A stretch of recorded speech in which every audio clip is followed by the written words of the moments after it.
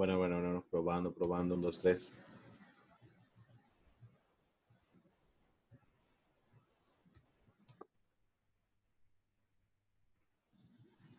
Bueno, probando, 1, 2, 3.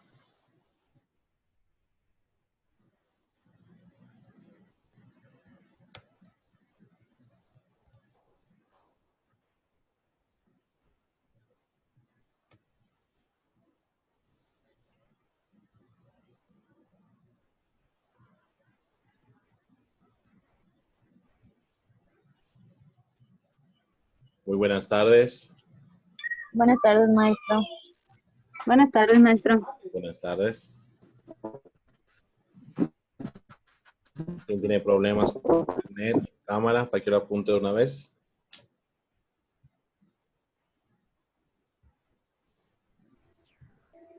Yo, maestra, no puedo conectar la cámara, es que la computadora no es mía.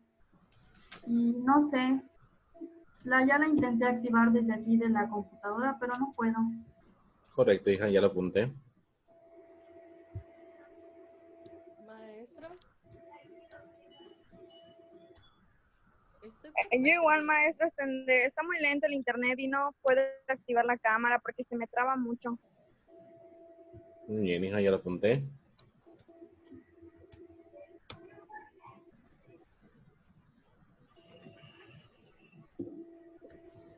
¿A dónde se fue a cortar su cabello, Yaret? ¿Está viendo que no puede salir? No es cierto, hijos.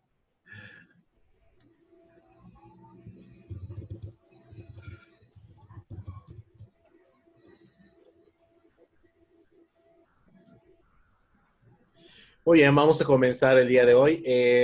Voy a pasar lista. Hoy somos 30. Exequio. Ingrid. Presente, maestro. Mirma Monserrat. Presente, maestro. Maestro, me saltó. Sí, ya lo vi. Brito. Presente. Briseño Ingrid. Ya está. Presente, maestro. Sí. Nirma, ya está. Presente, Jenny. maestro. Jenny Fénix. Presente. Dafne Adamari. Alicia Trinidad. Presente. María Araceli. Presente. Jacqueline Rubí. Presente, maestro. Rubí, Rocío Berenice, perdón. Presente, maestro. Cristian. Presente, maestro. Paola Guadalupe. Paola Guadalupe. Carla Alejandra. Presente. Ingrid Belén. Diana Patricia. Maestro, disculpe que lo interrumpa. Lo que pasa es que Belén me acaba de mandar mensaje de que está fallando su internet, pero creo que sí está conectada, pero igual su cámara le está fallando, por eso no le escucha. Ay, no la veo, hija.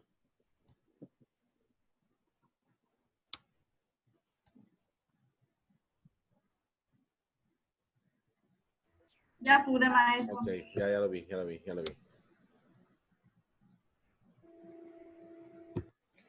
Gracias. Profe, de parte de Jorge Suaste, que no se puede conectar, que está fallando mucho su internet.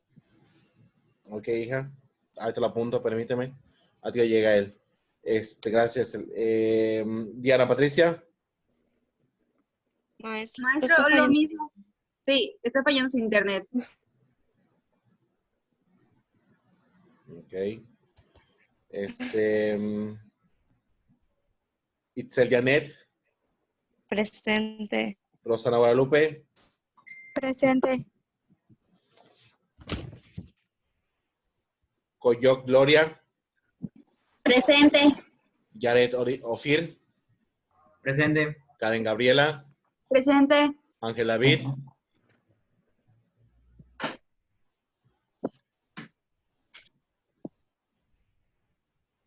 María Celeste.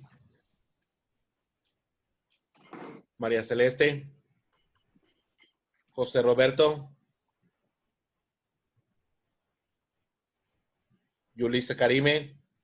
Presente, maestro. Yamili. Presente, maestro. Estaba José Roberto hace rato por acá. ¿Dónde se fue?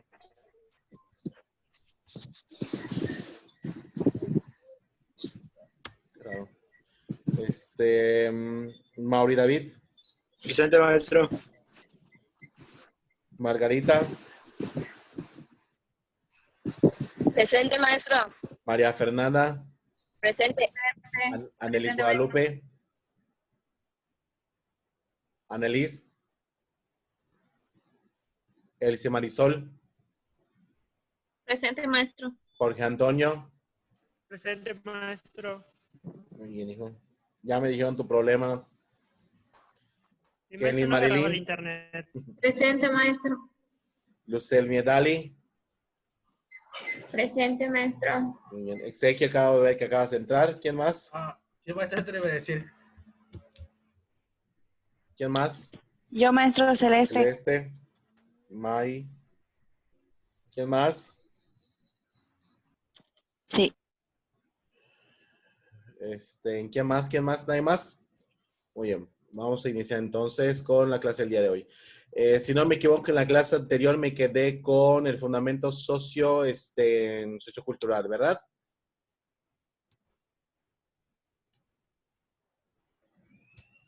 Sí, maestro. Muy bien. Estábamos viendo, muy bien, Ángel, ya te vi. Estábamos viendo en la clase pasada que el aspecto sociocultural tiene que ver con que el currículum tiene que estar de acuerdo a la realidad, pero también tiene que moldear y cambiar la realidad circundante de una manera positiva y de una manera propositiva, de tal manera que la sociedad vaya mejorando y pues con ello la cultura se vaya equilibrando, balanceando, innovando y transformando, siempre conservando elementos tradicionales que pues nos identifican como sociedad, como contexto, como una civilización, pero al mismo tiempo cambiar o innovar otras técnicas, herramientas, ideologías, pensamientos, valores, entre otras cuestiones. ¿Estamos en lo correcto? En ese rumbo íbamos la clase pasada.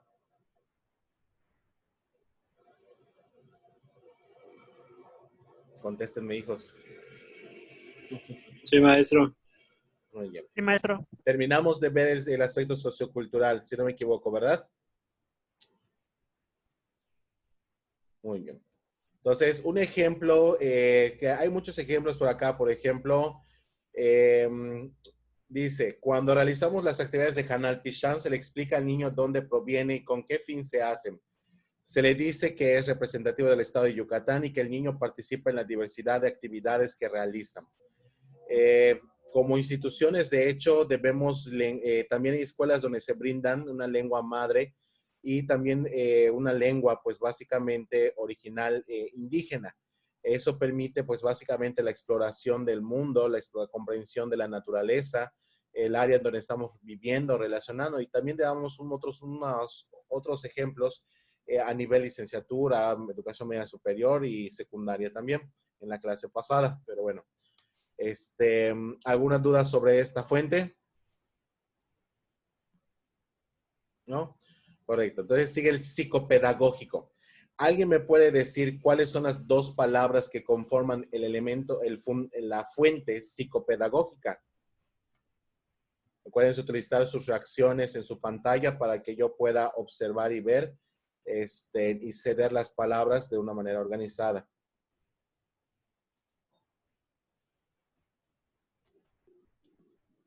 ¿Alguien?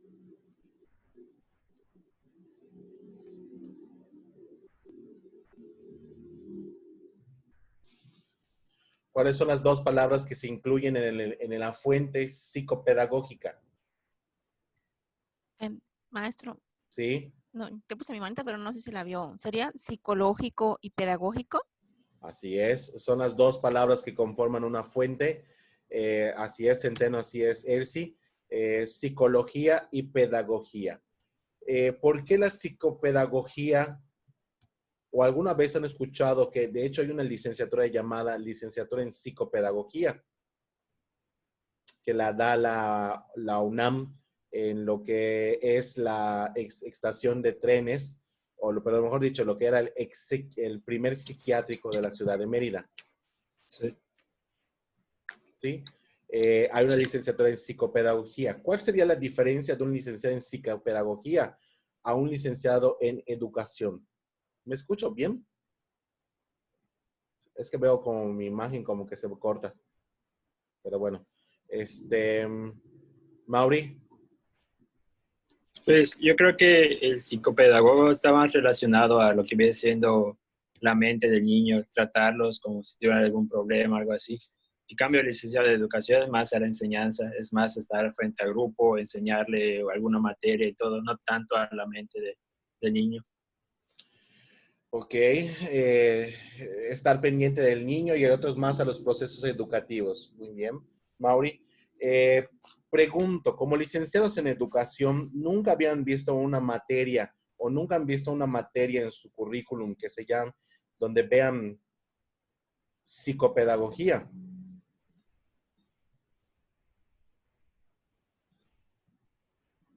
¿Es la primera vez que escuchan el término en alguna materia?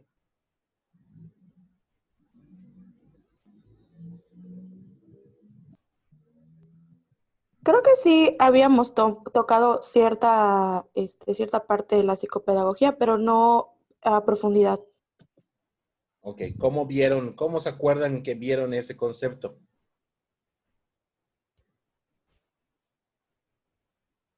Dice Centeno, la pedagogía se centra en el estudio de los comportamientos de los alumnos, en la enseñanza y el aprendizaje. Correcto. ¿Y la psicología? Eso es lo que escribió Centeno. La pedagogía se centra más en el estudio de los comportamientos de los alumnos, en la enseñanza y el aprendizaje. ¿Y la psicología qué hace? Ya se los expliqué en el fundamento psicológico.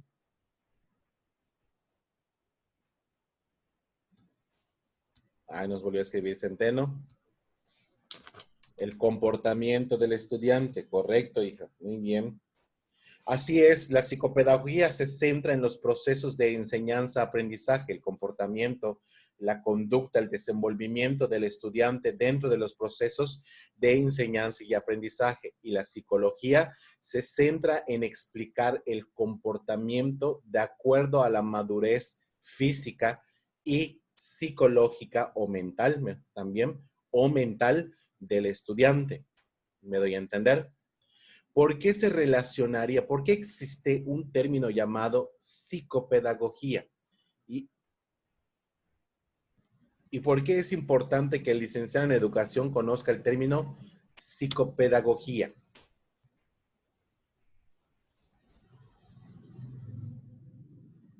Yo creo que es para saber exactamente de qué manera enseñarle al alumno de acuerdo a su madurez intelectual.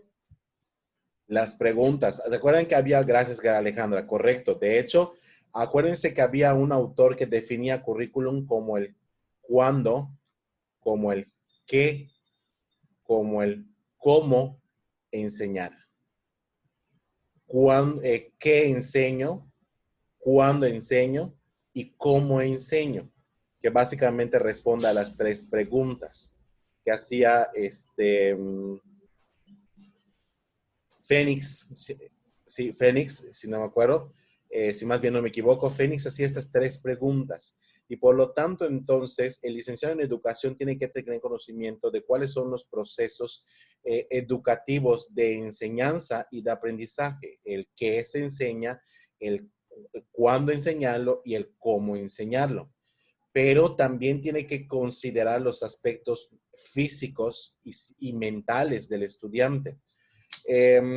Por ejemplo, cuando vamos a preescolar el primer día, imagínense a un niño alterado, con el llanto, con la tristeza de que pues a su ser querido que ve todos los días, que es su madre, no la ve por muchas horas. Y ¿creen que el maestro o maestra le puede enseñar algo al niño en el primer día? Sí, no, ¿por qué? Y tiene que ver con la psicopedagogía. Bueno, maestro, yo trabajé en una guardería y había niños que ingresaban y no se, o sea, por más que querías trabajar con ellos y hacer que dejen de llorar, no se podían concentrar. Solo pensaban en mamá, mamá y casita. Entonces creo que los primeros días sí es un poquito complicado que el niño se centre, o sea, que el maestro tenga la atención solamente en él para que el niño pueda aprender algo. Por lo tanto, pregunto entonces, gracias Ángel, ya vi tu respuesta. Dice Ángel, el comportamiento del alumno para poder mejorar e implementar sus métodos de enseñanza. Hay algo muy importante que tiene que ver con lo que dice Ángel, con lo que dice Yamil, y jóvenes. Hay que entender y que comprender que somos una máquina. Somos una máquina tanto física como algo que no vemos y no entendemos que son los procesos mentales. ¿Ok? La máquina básicamente es el cuerpo. El cuerpo tiene elementos químicos y eso lo considera también el currículum. Recuerden que hay una edad cronológica. De acuerdo a la edad cronológica tenemos ciertas funciones físicas o reacciones físicas. No sé si me doy a entender. Entre ellas, por ejemplo, estamos hablando de un niño de preescolar.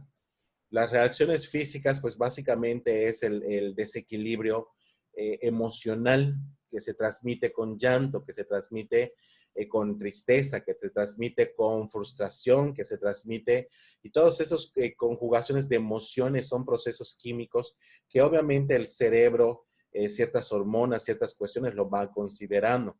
Esa es la parte psicológica de comprender los procesos de reacción físicos y mentales del cuerpo humano. Alejandra, hija, creo que se hace la mano. ¿Quieres decir algo? Antes que continúe. Fue cuando preguntó el por qué los alumnos no se concentran en los primeros días de clase. Ok, ya bajé tu manita entonces. Y está la otra parte que es pedagógica, que como maestros tenemos que entender y comprender que a pesar de la tristeza, a pesar de las emociones, a pesar de una situación pues desafortunada, en llanto, tristeza, frustración, entre otras cuestiones, nosotros tenemos que dirigir un proceso de enseñanza. Y al principio, de hecho, sí se le puede enseñar algo. Se le puede enseñar a comprender su nuevo ambiente, que se empieza a relacionar con las personas que las van a rodear por mucho tiempo, por muchas horas. Que empieza a conocerlos, que empieza a platicar con ellos, que empieza a encontrar pues un espacio dentro de ese lugar que le permita al niño adaptarse y sentirse que pues está en su hogar. No sé si me doy a entender. Eso le va a permitir al niño tener una mejor interacción, estar en equilibrio, tanto físico como mental, y eso le va a permitir tener acceso a nuevos aprendizajes. Una vez que el niño, o que mejor dicho, la maestra, como Yamili mencionó, que es parte fundamental de que la maestra le genere ese aprendizaje al niño. Se llama acomodamiento. No sé si alguna vez vieron lo que se conoce como el aprendizaje significativo, que se denomina como el de Ausel, que es el andamiaje. ¿Ok? Y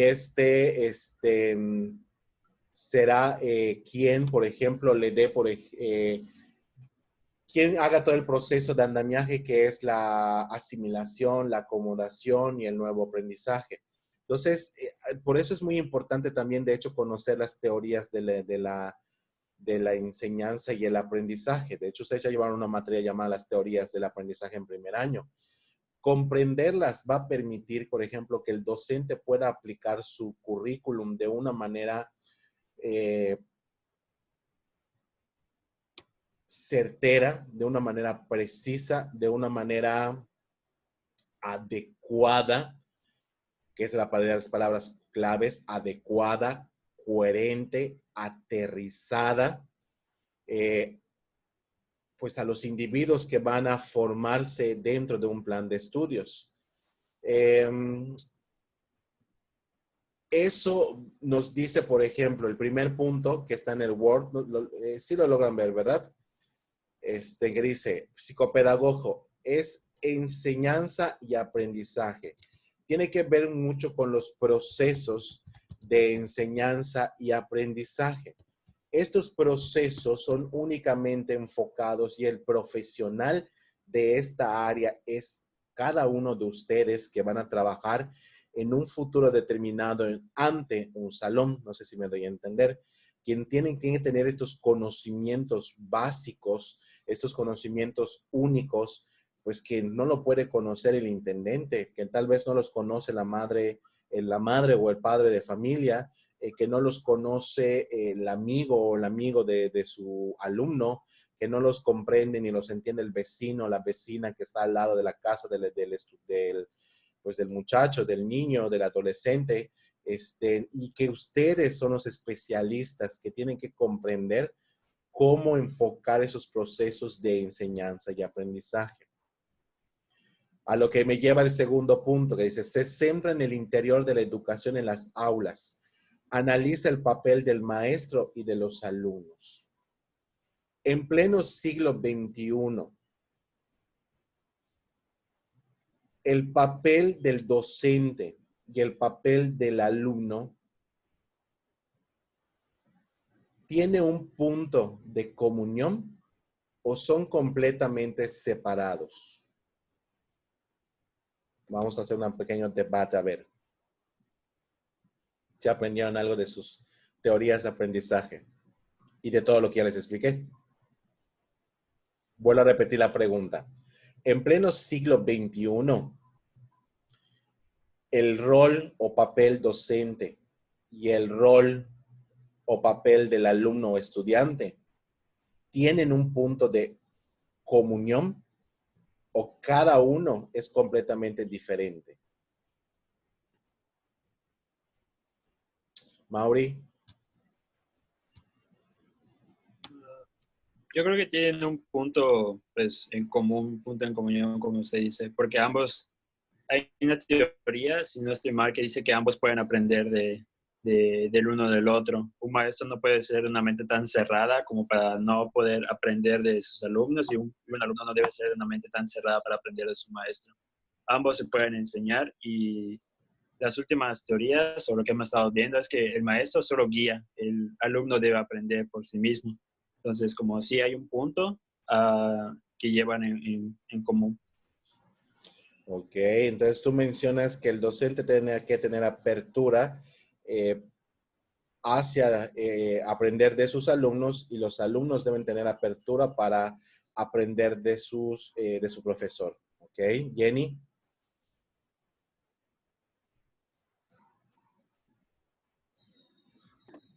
Concuerdo con que tienen que ver el uno con el otro, porque simple y sencillamente un maestro no puede ejercer si no tiene a alguien a quien darle clase. Entonces los dos se complementan. Para que uno funcione, tiene que existir el otro y viceversa. Correcto. Acaban de mencionar dos palabras claves. Mauri habla acerca de la reciprocidad. ¿Ok? Que de la reciprocidad del aprendizaje de cada uno de los dos roles.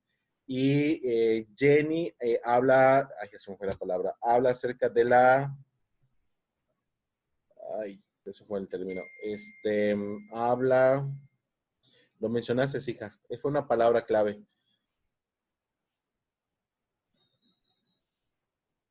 Compartir, fue compartir, creo que mencionaste compartir, si no me equivoco.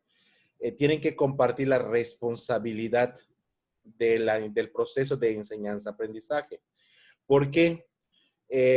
Porque en pleno siglo XXI, los papeles o los roles profesor-alumno tienen un punto de comunión, tienen un punto de reciprocidad y de compartir responsabilidad.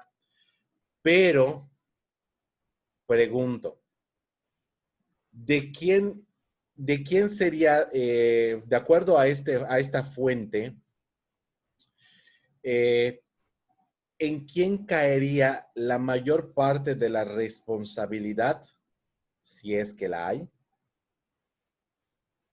del proceso de enseñanza-aprendizaje? Y lo pongo en tela de juicio porque tienen que aprender a ponerlo en tela de juicio.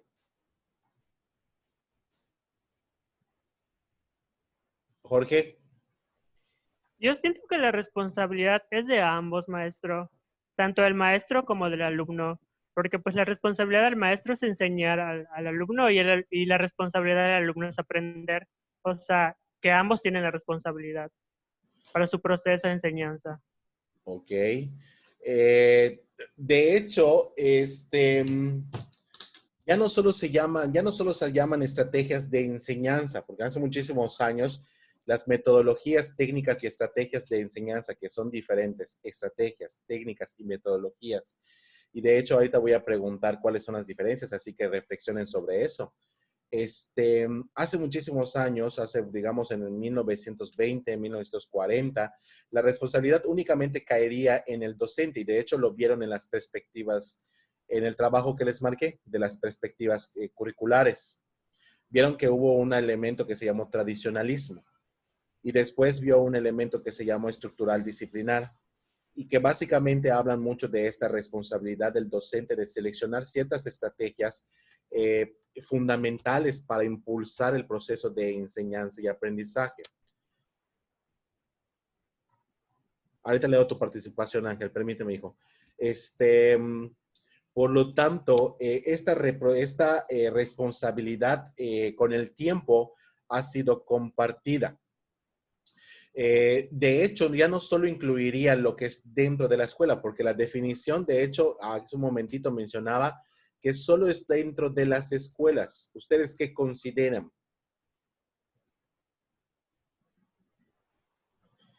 La función psicopedagógica del currículum termina cuando el alumno se va del salón de clases. Celeste. Yo considero que no, porque la responsabilidad es tanto de los padres de familia, porque pues el maestro cumple con enseñar, es como decía el compañero Jorge, cumple con enseñar, el alumno cumple con su parte para captar el tema que se le enseña y pues en casa se le tiene que dar el seguimiento. Entonces es responsabilidad tanto de maestro, alumno y padres de familia.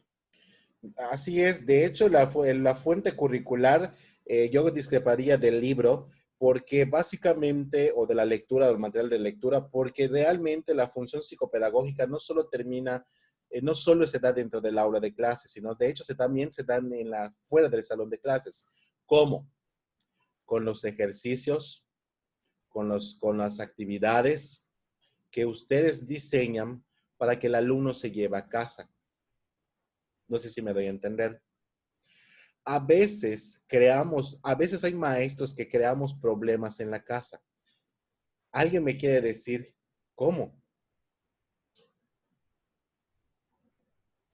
¿Cómo un maestro puede generar problemas en casa por las tareas, actividades o ejercicios que marque? Y eso nunca lo van a ver con otro maestro. Yo se los digo porque es una realidad. Él sí. Bueno, por experiencia, pienso que en muchas ocasiones son por las instrucciones que llega a mandar el maestro y no son claras para el niño. Y luego para los papás es completamente difícil porque no estuvieron en la clase. Entonces son muy complicadas de entender. Y si no hay medio para comunicarse con el docente, pues todavía peor, porque no las entiendes. Correcto. 1, las instrucciones. Dafne. Yo creo que igual la comunicación que pueden tener el padre con el docente, como dice él, sí, muchas veces es la instrucción que le ponen a los ejercicios y en otras ocasiones es, por ejemplo, cuando el docente quiere como que su alumno interactúe con sus padres en alguna actividad, ¿no?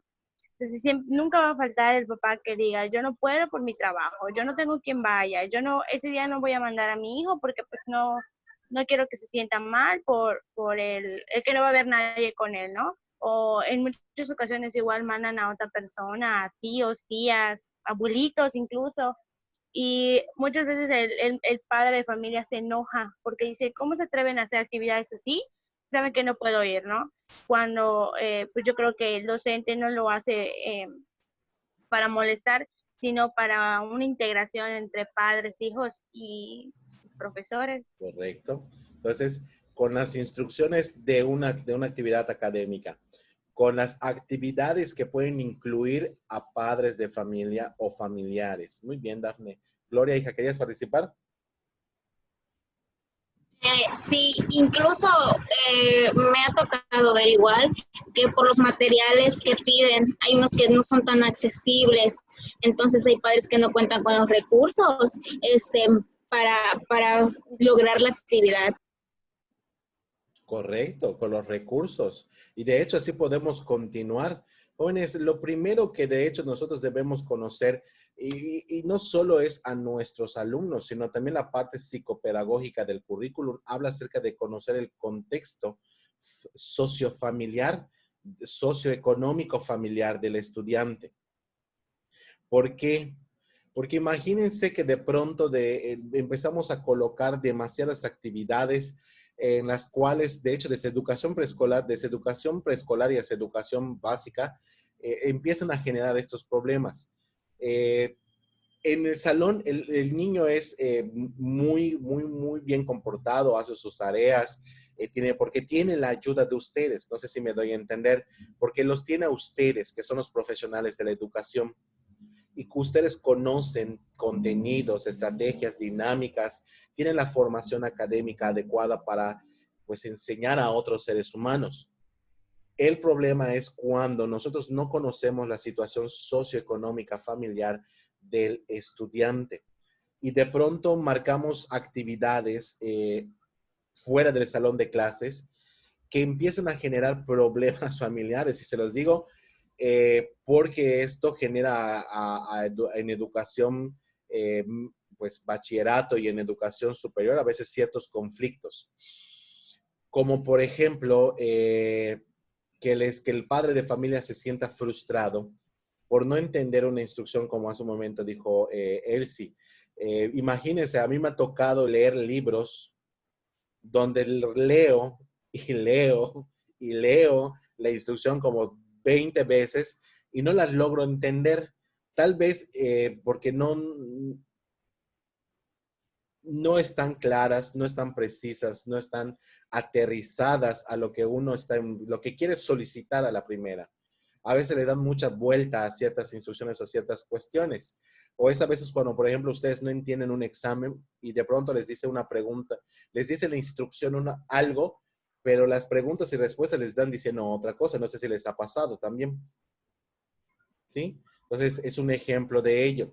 Que también tienen que considerar que el elemento psicopedagógico no solo es en el aula, sino también es fuera del aula, en el contexto socioeconómico familiar del estudiante. Porque si yo le dejo demasiada tarea, pero sé que los papás, por ejemplo, no tienen una formación como tal, ¿cómo lo van a ayudar? Porque en vez de generar esa ayuda, esa cooperación, esa integración familiar, le van a generar al padre de familia frustración, porque no puede ayudar a sus hijos. ¿Quién quiere participar? Guerrero y después Dafne. Sí, yo, maestro. Otra cosa es, por ejemplo, lo que decía de las instrucciones, el lenguaje en cómo lo ponen los maestros, porque, por ejemplo, mi mamá tiene un centro de asesorías y pues van bastantes niños y los papás no entienden lo que el profesor solicita. Entonces, hay una comunicación entre los maestros del centro de asesorías con el maestro de la escuela, porque dan a veces la facilidad. Y el maestro ya le explica a mi mamá, por ejemplo, qué es lo que necesita. Y entre maestros sí se entienden, pero el lenguaje, o sea, entre papás, como no tienen el mismo lenguaje, o sea, no captan nada de lo que le solicita el maestro. Correcto, hija, así es. Y eso tiene que ver con lo psicológico, el desarrollo mental del estudiante. A veces les ponemos unas instrucciones con palabrería pues, de nuestro vocabulario, de nuestro nivel formativo, pero no lo entienden los muchachos. Dafne. Bueno, yo quería, estaba pensando respecto a lo que usted estaba comentando de la comunicación que tienen entre padres y docentes, cuando, por ejemplo, los padres de familia no logran entender las instrucciones. De hecho, sí pasa mucho porque en el salón de mi sobrina pues acaba de salir del kinder. Entonces, con todo esto de la cuarentena y así, les estuvieron mandando actividades para que hicieran. Mi hermana es la que ve el grupo y la maestra era así como que, doña Francis, ¿será que pueda checar esto con la mamá? Que no sé qué, porque hay muchas mamás que la verdad son ya mayores, tienen de 40 a 45 años y tienen hijos pequeños. Entonces hay gente que no entiende lo que tenían que hacer. Muchos no enviaron tareas por lo mismo, porque no podían entender qué era lo que tenían que hacer. Y la maestra no era como que, bueno, pues se lo voy a explicar, ¿no? Sino pedía a segundas, terceras personas que lo hicieran, cuando pues yo creo que era deber del maestro más bien hacerlo y no de otra persona, porque, por ejemplo, mi hermana lo pudo haber entendido de alguna forma, y si no era de la forma en la que se debía hacer, y la otra señora lo hacía así, entonces ya era como un teléfono descompuesto, ¿no? Perfecto. Yo creo que también eso a veces hay que tener muy en cuenta, la forma también en la que lo decimos, y a quién no estar haciendo como que, díselo tú, ¿no? Decirlo directamente del docente al padre de familia. Y a esto, de hecho, lo estoy agregando en este momento. Hay que pensar muy bien en el rol del profesor y el rol del alumno, que todo vaya coherente, que todo vaya de manera lógica, estructurada. El sistema educativo, algo que tiene en México es que en muchas ocasiones hay discrepancia entre lo que el maestro quiere enseñar y lo que el alumno aprendió. O lo que aprendió el alumno, en vez que lo aprenda de manera positiva, como el maestro lo enfocó, lo tajiversa y lo aplica de manera negativa. No sé si me doy a entender. Entonces, hay tanta discrepancia de lo que se enseña en las escuelas a cómo se aplica en la vida real de las personas, lo del aspecto sociocultural, que realmente es donde nos ponemos a pensar por qué los profesionistas en educación, si estamos hablando de la formación de seres humanos, ¿por qué los mismos profesores, en primer lugar, no tienen ciertos valores socioculturales como la empatía, la tolerancia, la responsabilidad? Bueno, no digo que todos, ¿verdad? Hay muy buenos maestros que realmente sí demuestran esas cualidades o esas atribuciones. En la parte de la colaboración entre maestros, entre profesores, entre compartirse estrategias, dinámicas, métodos, recursos, etcétera. En México, los maestros somos celosos. No sé si lo han visto, de nuestros conocimientos. Yo lo aprendí, tú no, tú friégate. Si yo lo estoy haciendo bien, es porque yo me dediqué, yo me esforcé, yo esto, yo aquello. Y si tú no lo aprendiste, yo no te lo puedo enseñar. Mejor estudia una maestría, estudia un posgrado, estudia algo, un diplomado, un curso. Te puedo decir con quién no puedes estudiar también.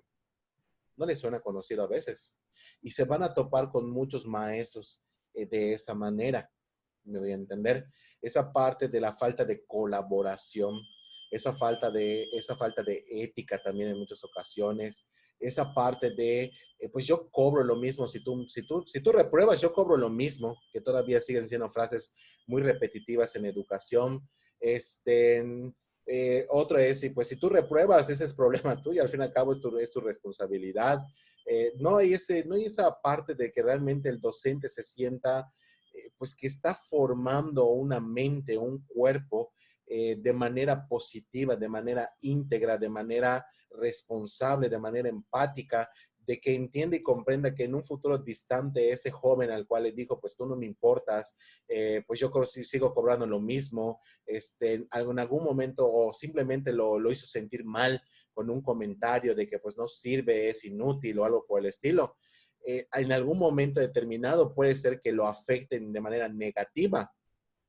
literal, que lo entierre 3 metros bajo tierra, o que el alumno se sienta aún mucho más motivado para ser alguien en la vida y restregarle a todas esas personas lo que hizo, lo que hizo y el profesor no creyó en él. Pacheco dijo que ibas a platicar. Sí puedo. Maestro, no voy a ser como que no estoy muy de acuerdo con lo que está diciendo, porque en ocasiones el alumno es el que se tiene la culpa. Muchos alumnos solamente van a la escuela, como quien dice, a pasarla bien. Lo que menos van a hacer es estudiar. Entonces, creo que el docente igual se frustra al momento en el que no le están prestando la atención que él merece, y si el docente se está preparando y todo, pues en sí tiene razón. Si quieres aprender es muy cosa tuya. A mí me siguen pagando lo mismo. Creo que, ay, va a sonar mal, pero creo que yo sería así.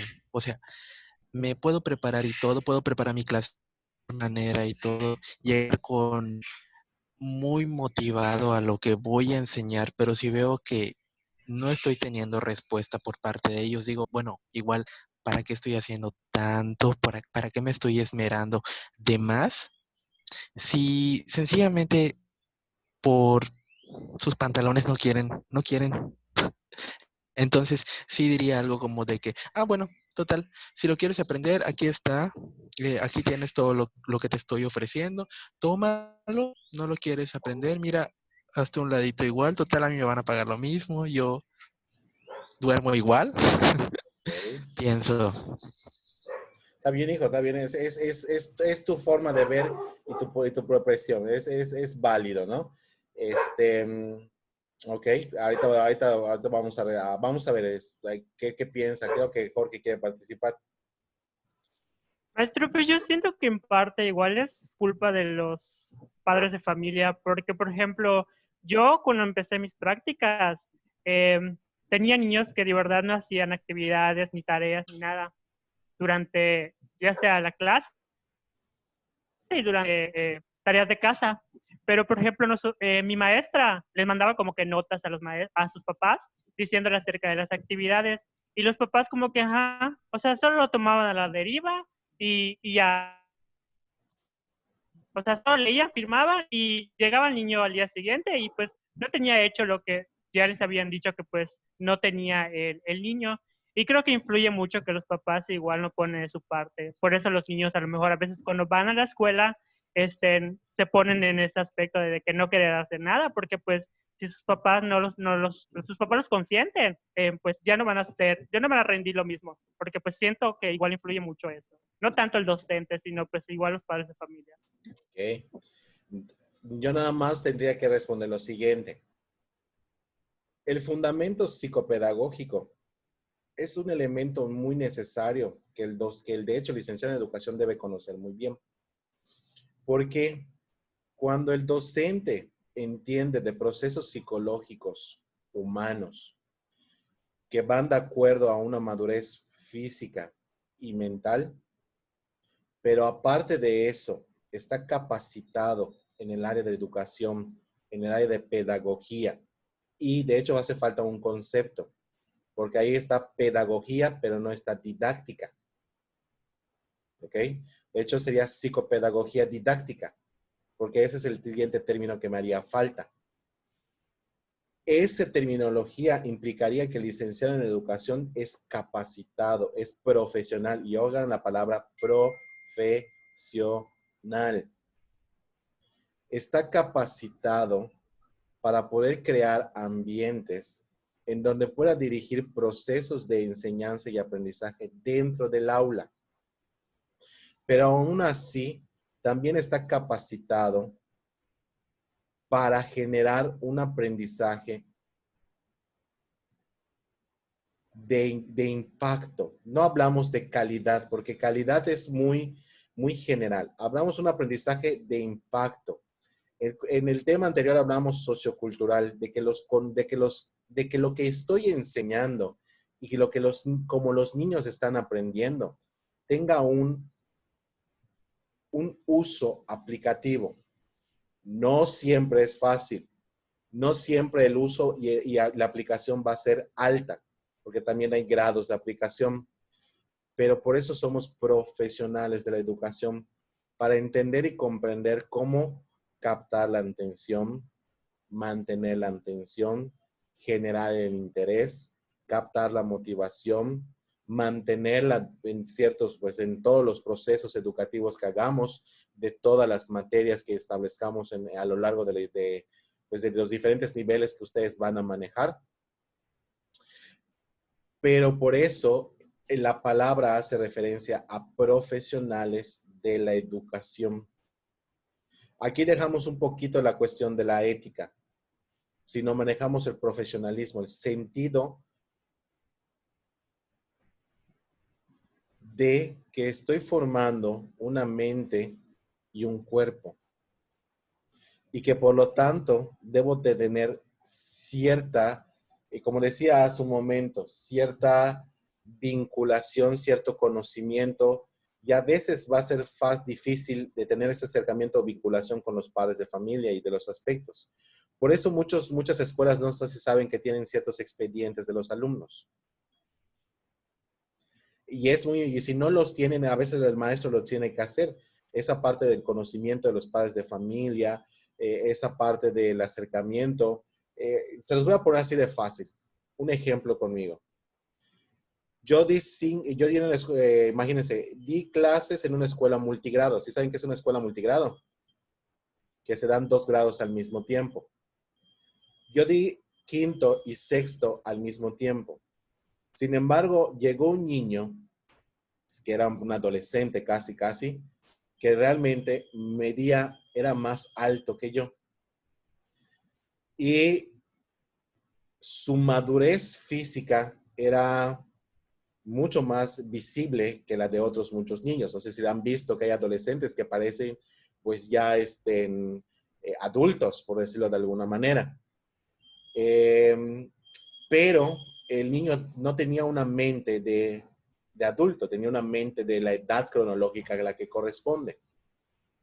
Y entonces, en una ocasión, este niño me empezó a gritar de la nada, porque se sentía, y luego ya lo entendí, me puse a entender y comprender qué había pasado, porque se sentía frustrado de la actividad que le había marcado y que no la podía realizar, y que no la podía realizar, y que no la podía realizar.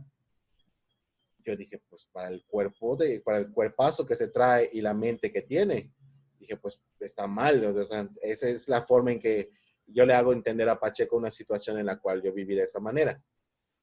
Y dije, pues el niño pues tiene un cuerpo de señor, debería tener una mente de señor. Pero no, al contrario, tenía una mente de niño. Y mi error más grande fue ponerme al tú por tú con ese niño mentalmente. Y al fin y al cabo, pues simplemente no se valoró su posición, su ideología, su frustración, su sentir.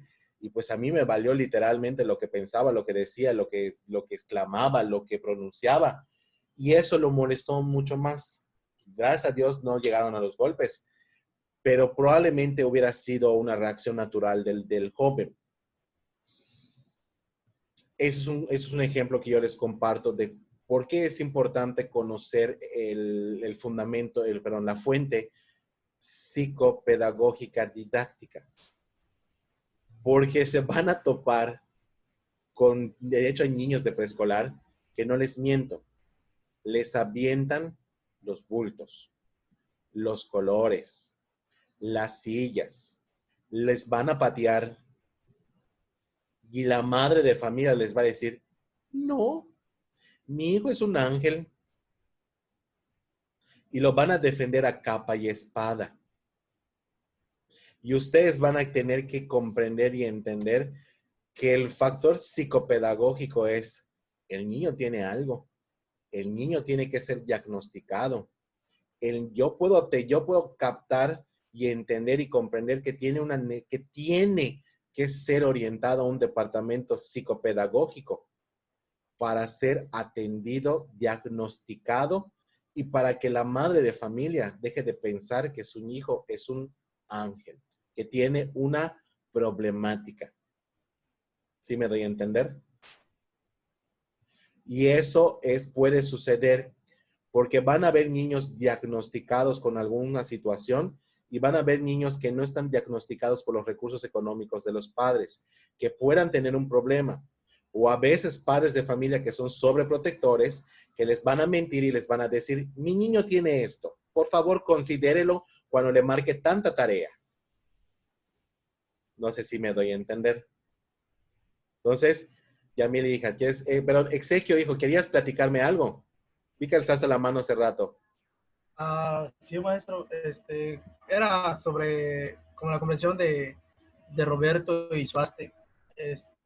En la escuela donde daban mis prácticas, como yo daba a nivel secundaria, el problema era tanto de los papás como de los docentes. Yo pude ver cómo los docentes solo entraban, sentaban y no hacían nada. O sea, solo se sentaban, se ponían a jugar su teléfono, le marcaban una tarea a los alumnos y sin explicar nada, o solo se ponían a gustar películas. Y cuando los alumnos se portaban mal, los maestros les mandaban reportes a los papás. O sea, como, pues, para pensar, como, ¿por qué lo hizo si los maestros no hacen nada? Si los alumnos están siguiendo el ejemplo del maestro, que no hace nada, solo están jugando. Así De es. De hecho, tocó ver cómo una maestra fue a buscar a un alumno de otro salón, nomás para cantar. Sí, y es terrible esta situación. Por eso vuelvo a repetir, aquí la palabra es profesionalismo. Y el profesionalismo le va a dar sentido al factor psicopedagógico didáctico. El profesionalismo me van a entender a mí, si es cierto, me están pagando por todos, aunque yo te repruebe. Si es cierto, me frustra que no me prestes atención, que no estés prestando atención, que estés gritando, que estés saltando, que me estés interrumpiendo. Si es cierto, me va a frustrar. Si es cierto, me va a frustrar que no hagas mis tareas. El problema es cuando te acercaste a tu maestro para detectar si tiene algún problema o no. Y si tiene algún problema, orientarlo a los departamentos correspondientes. Y si no tiene un problema, también orientarlo al departamento correspondiente, porque vuelvo a repetir, en la vía del Señor con el factor psicopedagógico didáctico nos vamos a encontrar de todos. La responsabilidad es compartida, maestros, alumnos y padres. Pero una escuela que no incluya a los padres con juntas, con talleres, con capacitaciones, porque hay escuelas, de hecho, que hoy en día le incluyen a los padres de familia para capacitarlos, que se denomina como escuela para padres. No sé si conocen ese concepto, que hay escuelas para padres. Y hay otras escuelas que no lo hacen, que solo hacen una junta el primer día y eso consideran como escuela para padres, para decirle cómo va su hijo o para regañar al padre de familia de lo que hizo su hijo. ¿Me doy a entender? Entonces, vuelvo a repetir, es profesionalismo. ¿Sí? No es cuestión de que si lo hago, me pagan. Si no lo hago, me pagan. No, es impulsar de manera íntegra a todos por igual. No lo vas a lograr al mismo nivel que a todos. Pero ten por ciento seguro que si realizas procesos de enseñanza y aprendizaje, pues como dice aquí el siguiente punto, vas a integrar los aspectos, pues las características de tus estudiantes para poder desarrollarlos las etapas de cada uno de ellos, es decir, integrar el aspecto físico y psicológico. ¿Me doy a entender? Entonces, se los dejo para que piensen, para que analicen, ¿sí? Es válido cualquier idea y cualquier pensamiento, les vuelvo a decir. Y yo lo que les comparto es con lo que he aprendido en estos 11 años de carrera. ¿Ok? Entonces, ¿lo van a aprender? Sí. ¿Lo van a vivir? Sí. ¿Les va a costar? Sí.